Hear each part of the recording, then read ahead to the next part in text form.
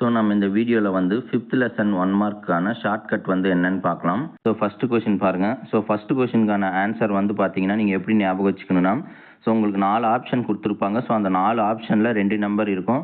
So அந்த 2 நம்பரோட பவரில் ஃபஸ்ட்டு வந்து உங்களுக்கு ப்ளஸ்லையும் ஸ்டார்ட் ஆகணும், அடுத்த நம்பரில் வர பவர் வந்து மைனஸில் வந்து ஸ்டார்ட் ஆகணும்.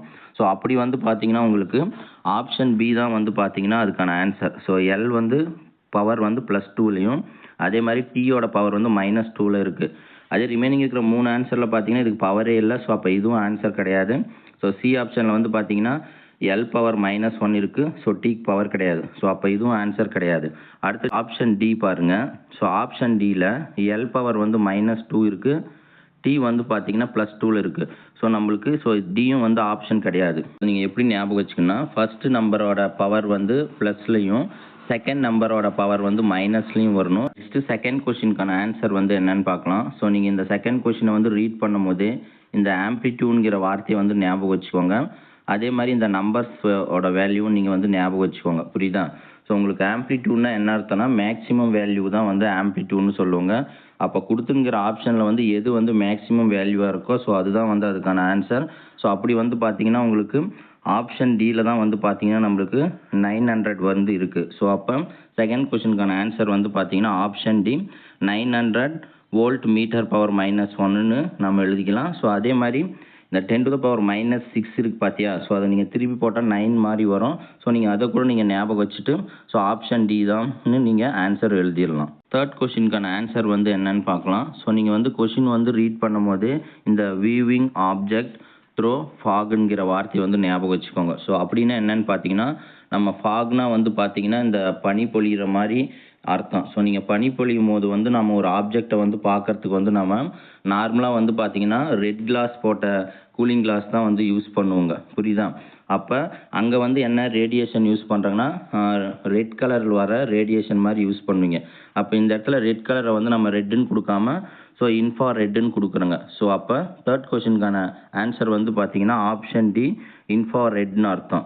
ஸோ நீங்கள் வியூவிங் ஆப்ஜெக்ட் த்ரோ ஃபாக்னா இன்ஃப்ராரெட்னு நீங்கள் டைரெக்டாக வந்து எழுதிருங்க. புரியுதா? நெக்ஸ்ட்டு ஃபோர்த் கொஷினுக்கான ஆன்சர் வந்து என்னன்னு பார்க்கலாம். ஸோ நீங்கள் வந்து கொஸ்டினை வந்து ரீட் பண்ணுங்கள். ஸோ அவங்க என்ன சொல்கிறாங்கன்னா ஃபால்ஸ் ஃபார் எலக்ட்ரோ மேக்னெட்டிக் வேவ்ஸ்ன்னு கேட்குறாங்க. ஸோ அதாவது இதில் கீழே வந்து 4 ஆன்சர் கொடுத்துருக்காங்க. ஸோ அந்த 4 ஆன்சர் வந்து எந்த ஆன்சர் வந்து எலக்ட்ரோ மேக்னெட்டிக் வேவை பற்றி தப்பான கான்செப்ட் வந்து சொல்லுது அப்படிங்கிறத வந்து பார்க்கணும். ஸோ நீங்கள் இது எலக்ட்ரோ மேக்னெட்டிக் வேவோட ப்ராப்பர்ட்டி பார்த்தீங்கன்னாவே இதில் 3 பாயிண்ட் வரும், 1 பாயிண்ட் மட்டும் இருக்காது. ஸோ அதுதான் ஆன்சர். ஸோ அப்போ ஃபோர்த் கொஷினுக்கான தவறான ஆன்சர் வந்து என்னன்னு பார்த்தீங்கன்னா ஆப்ஷன் சி லாஞ்சிடியூட்னல் இருக்குது பார்த்தியா? ஸோ அதுதான் வந்து பார்த்தீங்கன்னா எலக்ட்ரோ மேக்னெட்டிக் வேவை பற்றி ஃபால்ஸ் ஆனது. அப்போ ரிமைனிங் இருக்கிற 3 ஆன்சரும் வந்து பார்த்தீங்கன்னா எலக்ட்ரோ மேக்னெட்டிக் வேவை பற்றி கரெக்டான டெஃபினேஷன் வந்து கொடுக்கும். இப்போ எக்ஸாம்பிள் வந்து பார்த்தீங்கன்னா எலக்ட்ரோ மேக்னெட்டிக் வேவ் வந்து டிரான்ஸ்வர்ஸ் நேச்சர்னு இருக்குது. ஸோ அப்போ அதுவும் வந்து கரெக்ட் தான். அடுத்தது பார்த்தீங்கன்னா செகண்ட் ஒன் வந்து ஸோ எலக்ட்ரோ மேக்னெட்டிக் வேவ் வந்து பார்த்தீங்கன்னா நான் மெக்கானிக்கல் வேவ். ஸோ அப்போ வந்து அதுவும் கரெக்ட் தான். ஸோ அடுத்த டி ஆப்ஷன் வந்து பார்த்தீங்கன்னா ஸோ எலக்ட்ரோ மேக்னெட்டிக் வேவ் வந்து நம்ம எப்படி ப்ரொடியூஸ் பண்ணுவோம்னா ப்ரொடியூஸ்டு பை ஆக்சலரேட்டிங் சார்ஜஸ்னு இருக்கும். ஸோ அப்போ அதுவும் வந்து கரெக்ட் தான். அப்போ கொடுத்துருக்கிறது வந்து எது வந்து தப்புன்னு தான் நம்மளுக்கு கொஸ்டின் கேட்டுங்கிறாங்க. ஸோ அப்போ வந்து இதுக்கு பொறுத்த வரைக்கும் ஆப்ஷன் சி இந்த லாஞ்சிடியூடல்னு இருக்குது பார்த்தியா? இதுதான் வந்து பார்த்தீங்கன்னா எலக்ட்ரோ மேக்னெட்டிக் வேவை பற்றி தவறான ஒரு ஸ்டேட்மெண்ட் அப்படின்னு சொல்கிறாங்க. நெக்ஸ்ட்டு வந்து 5th கொஸ்டினுக்கான ஆன்சர் வந்து என்னன்னு பார்க்கலாம். ஸோ 5th கொஸ்டினுக்கான ஆன்சரில் வந்து ஷார்ட்கட் வந்து கிடையாது. ஸோ நீங்கள் இருந்தாலும் இந்த 30 மெகாஹெர்ட்ஸை வந்து ஞாபகம் வச்சுக்கோங்க. அதே மாதிரி இந்த மீன் பொசிஷன் அப்படிங்கிற வார்த்தையை வந்து ஞாபகம் வச்சுக்கோங்க. ஸோ இந்த இடத்துல மீன் பொசிஷன்னா 1, அதாவது ஃபஸ்ட்டு பொசிஷன் மாதிரி ஞாபகம் வச்சுக்கோங்க.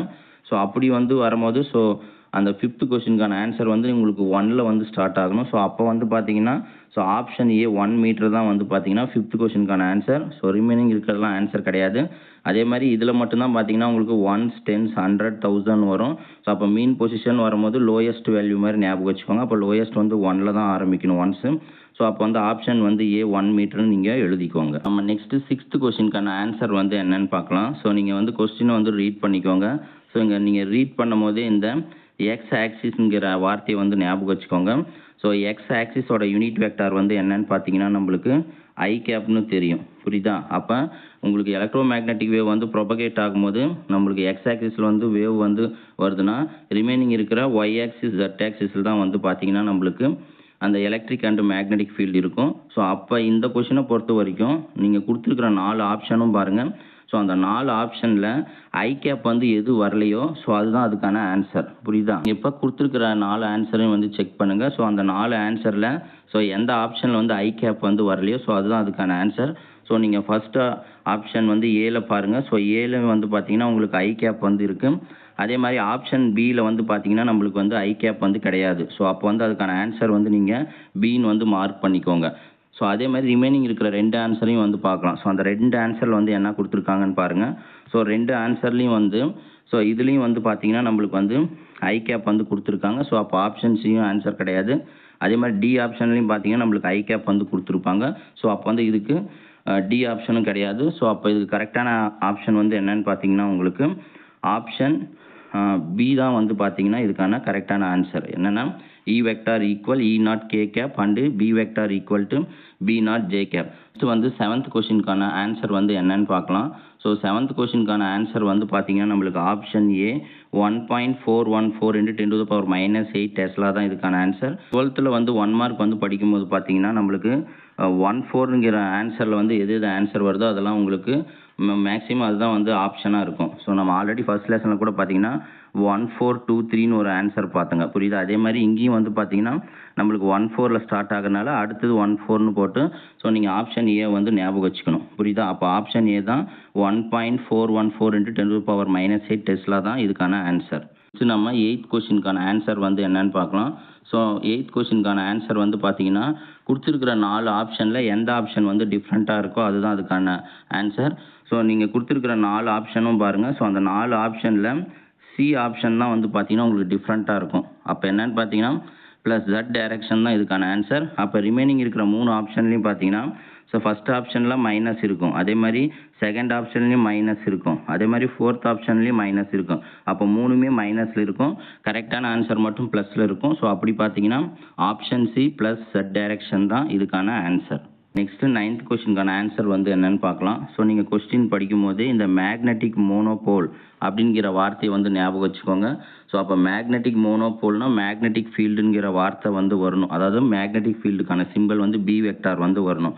அப்போ பி வெக்டார் வந்து எதுக்கு வருதுன்னு பார்த்தீங்கன்னா நம்மளுக்கு வந்து ஆப்ஷன் பிலையும் ஆப்ஷன் வந்து சியில் இருக்குது. அப்போ ரிமைனிங் இருக்கிற ஆப்ஷன் ஏவும் இதுக்கான ஆன்சர் கிடையாது. ஆப்ஷன் டியும் வந்து இதுக்கான ஆன்சர் கிடையாது. அப்போ ரிமைனிங் இருக்கிற பி அல்ல சி அதில் எதனா ஒன்று தான் ஆன்சராக இருக்கும்.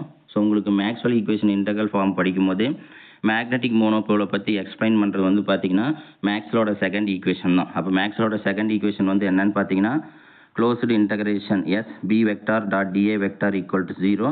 ஸோ அப்போ அதுதான் வந்து இதுக்கான ஆன்சர். ஸோ அப்போ 9th கொஷினுக்கான ஆன்சர் வந்து பார்த்தீங்கன்னா ஆப்ஷன் பி தான் இதுக்கான ஆன்சர். க்ளோஸ்டு நம்ம 10th கொஷினுக்கான ஆன்சர் வந்து என்னன்னு பார்க்கலாம். ஸோ நீங்கள் 10th கொஷினை வந்து ரீட் பண்ணும்போது இந்த ப்ரனாஃபர் லைன்ஸ் அப்படிங்கிற வார்த்தையை வந்து ஞாபகம் வச்சுக்கோங்க. ஸோ அப்போ லைனுன்னு ப்ரனாஃபர் லைனால் அப்போ லைனுங்கிற வார்த்தை வரணும். ஸோ அப்போ லைனுக்கு அப்புறம் வர வார்த்தை தான் இதுக்கான ஆன்சர். அப்போ லைனுன்னு வந்து பார்த்தீங்கன்னா உங்களுக்கு ஆப்ஷன் ஏ ஆப்ஷன் பி இருக்கும். ஸோ ஆப்ஷன் சி வந்து பேண்டு, ஆப்ஷன் டி வந்து பேண்ட், அதையும் நீங்கள் கேன்சல் பண்ணிடுங்க. அப்போ லைனுன்னு வரதான் ஆன்சராக இருக்கணும். ஸோ நம்மளுக்கு ப்ரனாஃபர் லைன்ஸ்னால் வந்து சூரியன்லேருந்து வர ஸ்பெக்ட்ரம் தான். அப்போ சூரியன்லேருந்து வர ஸ்பெக்ட்ரத்தை வந்து நம்ம என்ன பண்ணுவோம்னா அப்சர்வ் பண்ணுவோங்க. ஸோ அப்போ அதனால் வந்து இங்கே வந்து நம்ம லைன் எடுத்துக்கோங்க. ஸோ லைன் அப்சர்ப்ஷன் தான் வந்து பார்த்தீங்கன்னா 10th கொஷினுக்கான ஆன்சர். ஸோ ஆப்ஷன் பி தான் வந்து இதுக்கான ஆன்சர். அப்போ ப்ரனாஃபர் லைன்ஸ்னாவே அது என்னன்னு பார்த்தீங்கன்னா லைன் அப்சர்ப்ஷன் அர்த்தம். அதே நம்ம நெக்ஸ்ட் 11th கொஷினுக்கான ஆன்சர் வந்து என்னன்னு பார்க்கலாம். ஸோ அவங்க ஸ்டேட்மெண்ட் என்ன சொல்லியிருக்காங்க பாருங்கள். Which of the following is an electromagnetic wave. So கொடுத்துருக்கிற 4 ஆப்ஷனில் எது வந்து எலக்ட்ரோமேக்னெட்டிக் வேவ்னு சொல்கிறாங்க.